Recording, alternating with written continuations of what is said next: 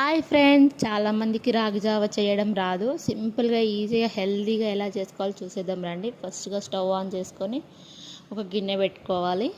గిన్నె హీట్ అయిన తర్వాత తగినన్ని వాటర్ వేసుకోవాలి. నేను ఒక 1.5 స్పూన్ చేస్తున్నాను. కొన్ని గ్లాస్ వాటర్ వేసుకొని ఒక 1.5 స్పూన్ రాగి పిండిని తీసుకోవాలి. ఇది ఫస్ట్ ఇందులో లంప్స్ లేకుండా ఉండలు లేకుండా కలుపుకోవాలి. మంచిగా స్పూన్ తోటి మంచిగా వాటర్ వేసి మంచిగా ఉండలు లేకుండా థిక్గా కలుపుకొని మంచిగా పక్కన పెట్టుకోవాలి. రాగి జావ హెల్త్కి చాలా మంచిదండి. గ్యాస్ట్రిక్ ప్రాబ్లంకైనా, ఐరన్ డెఫిషియన్సీ ఉన్న బోన్స్కైనా చాలా మంచిది రాగి జావ వల్ల ఎన్నో హెల్త్ బెనిఫిట్స్ ఉన్నాయి. ఇలా లంప్స్ లేకుండా మంచిగా కలుపుకొని వాటర్ హీట్ అయినప్పుడు కొంచెం సాల్ట్ వేసుకోవాలి. ఇలా వాటర్ బాగా మరుగుతున్నప్పుడు మనం ముందుగా కలిపి పెట్టుకున్న రాగి పిండిని ఈ వాటర్లో వేసేసుకోవాలి. ఉండలు లేకుండా మంచిగా కలుపుకోవాలి. ఇదంతా ప్రాసెస్ అంతా మీడియం ఫ్లేమ్లోనే చేసుకోవాలి.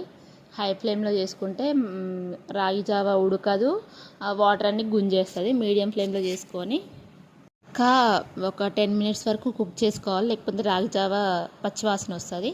Please subscribe. హాయ్ ఫ్రెండ్స్, చాలామందికి రాగి జావ చేయడం రాదు. సింపుల్గా ఈజీగా హెల్తీగా ఎలా చేసుకోవాలో చూసేద్దాం రండి. ఫస్ట్గా స్టవ్ ఆన్ చేసుకొని ఒక గిన్నె పెట్టుకోవాలి.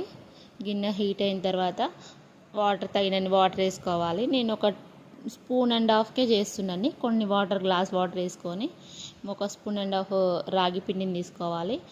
ఇది ఫస్ట్ ఇందులో లంప్స్ లేకుండా ఉండలు లేకుండా కలుపుకోవాలి. మంచిగా స్పూన్ తోటి మంచిగా వాటర్ వేసి మంచిగా ఉండలు లేకుండా థిక్గా కలుపుకొని మంచిగా పక్కన పెట్టుకోవాలి.